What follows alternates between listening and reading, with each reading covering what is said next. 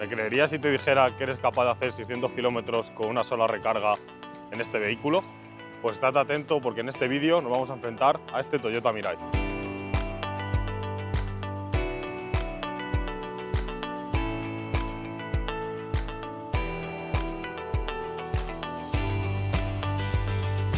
Estamos ante la segunda generación del Toyota Mirai, modelo que salió al mercado en el año 2021 y que es una actualización del modelo del 2015. Este vehículo recibe grandes actualizaciones respecto al modelo anterior. Una de ellas es su plataforma, la cual comparte con los Lexus LC y LS. Por otra parte, la estética del vehículo cambia completamente, se acerca más a la que es la de un Lexus. Y por último, el sistema de propulsión también recibe grandes actualizaciones que veremos a lo largo del vídeo. No os voy a dejar mucho más con la intriga. Lo más espectacular de este coche no es ni su frontal, ni sus llantas, ni lo largo que es. Lo más espectacular es que se trata de un vehículo eléctrico, pero la energía necesaria para mover ese motor eléctrico no proviene únicamente de una batería de iones de litio, sino de un sistema que conocemos como pila de combustible.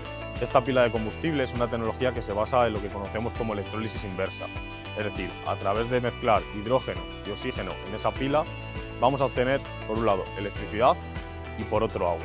De esa manera, somos capaces de realizar esos 600 kilómetros de autonomía real con una recarga que prácticamente se realiza en 5 minutos. La única desventaja o principal problema de esta tecnología actualmente es que no existe una gran cantidad de hidrogeneras públicas en España, pudiendo decir que la gran mayoría de ellas, de las que existen actualmente, son privadas y su acceso a ellas resulta bastante complejo. Como no se trata ni de un vehículo ni de una tecnología muy común, voy a pasar a hablaros de algunos de los aspectos técnicos más relevantes de este coche. El primero de ellos es su motor eléctrico. Es un motor eléctrico síncrono de imanes permanentes que va ubicado en el eje trasero del vehículo.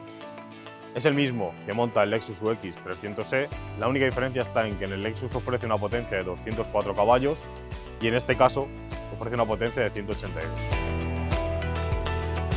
Aunque la electricidad necesaria para mover el vehículo la genere la pila de combustible, en este vehículo también tenemos una batería de alta tensión. Es una batería de alta tensión que, a diferencia del Toyota Mirai de primera generación, es de iones de litio, es la misma que comparte con el Lexus LS500H, y la única diferencia está con un vehículo eléctrico tradicional a baterías es que su capacidad es mucho menor, en este caso es de 1,24 kWh. Su posición en el vehículo va a estar ubicada detrás de los asientos traseros en posición vertical. Como habéis visto, la batería se parece más a la de un híbrido que a la de un vehículo eléctrico. Esto es debido a que la batería no es el principal impulsor del vehículo, sino lo que hace es montarse como un apoyo a la pila de combustible. Por ejemplo, cuando paramos el vehículo, la pila necesita un pequeño margen de tiempo en el que pare de hacer esa serie de reacciones químicas, por lo tanto esa energía sobrante se va almacenando en esa batería de alta tensión. O, por ejemplo, cuando arrancamos el vehículo, la pila necesita un pequeño lag de tiempo en el que empieza a funcionar y en la batería es la que empieza a impulsar el vehículo en esas condiciones. Seguido de la batería de alta tensión, lo siguiente que nos encontramos son los tanques de hidrógeno. Este vehículo monta 3 tanques de hidrógeno, el primero de ellos va a ir ubicado en la parte trasera del coche, es el más pequeño de los 3, y los otros 2 nos los vamos a encontrar en la parte central del coche, uno dispuesto en posición transversal y el otro en posición longitudinal. Son capaces de almacenar una cantidad total de 5,6 kilogramos entre los 3, a diferencia del Toyota Mirai de primera generación, que solamente incorporaba 2 tanques de hidrógeno con una capacidad de 4,6 kilos. Estos tanques tienen una estructura de 3 capas, una de polímero reforzado con fibra de vidrio, una intermedia de polímero y la tercera de plástico reforzado con fibra de carbono. Además, aguanta una presión de hasta 1500 bares, aunque la presión de almacenamiento del hidrógeno es de 700 bares. El último elemento del que nos queda de hablar es de la pila de combustible, pero para hablar más en profundidad sobre ella, vamos a conducir el coche y os lo muestro. Como ya habéis visto, la pila es el elemento fundamental de esta tecnología. El hidrógeno, que va a estar almacenado en los tanques a una presión de 700 bares en forma de gas, va a ir viendo reducida su presión cada vez que nos vamos acercando a la pila. En una primera etapa se va a reducir una presión hasta unos 15-20 bares, hasta que en el momento de insuflarse en la pila va a estar en torno a unos 0,5-3 bares en función de la demanda. Por otro lado, el oxígeno necesario para el funcionamiento de esta pila va a pasar por un filtro y por un compresor que lo que va a hacer es elevar esa presión antes de meter el oxígeno a la propia pila. Respecto a la generación anterior, la pila se ha visto modificada en algunos aspectos. Uno de ellos es su colocación, que ahora va en el vano delantero para favorecer a un mejor reparto de pesos del vehículo.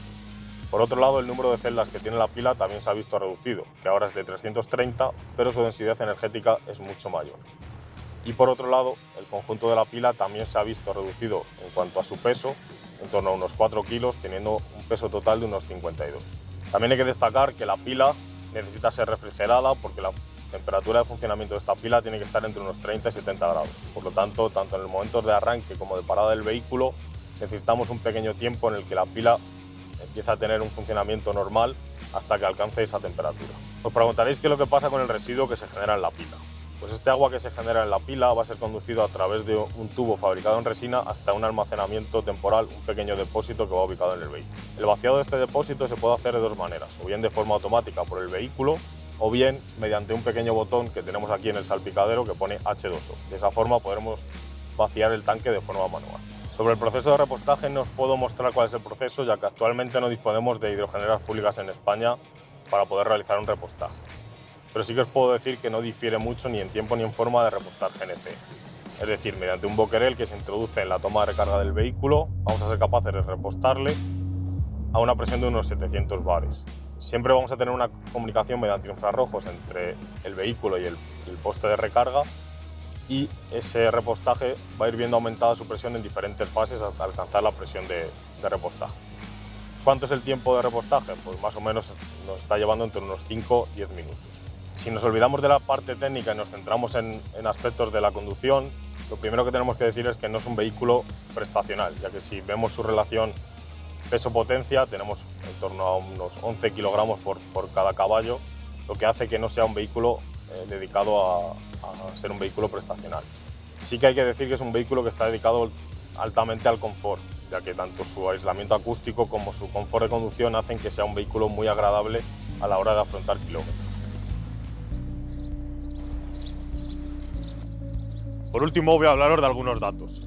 Cada kilogramo de hidrógeno tiene una energía de unos 30 kilovatios hora. Si lo multiplicamos por los 5,6 kilos de hidrógeno que llevamos en este vehículo, tenemos disponible una energía de unos 150-160 kilovatios hora, en un conjunto que realmente no llega ni a los 200 kilos, entre lo que pesa la pila y los propios tanques y sus bastidores. Para poder disponer de esta misma energía en un vehículo 100% eléctrico a baterías, tendríamos que disponer de una batería de un peso aproximado de unos 500-600 kilos. En cuanto a rendimiento y consumos, el rendimiento de la pila es de un 70%. Si lo comparamos con el de un vehículo eléctrico, sería de un 90 y muchos por ciento, pero aún así el 70% es bueno.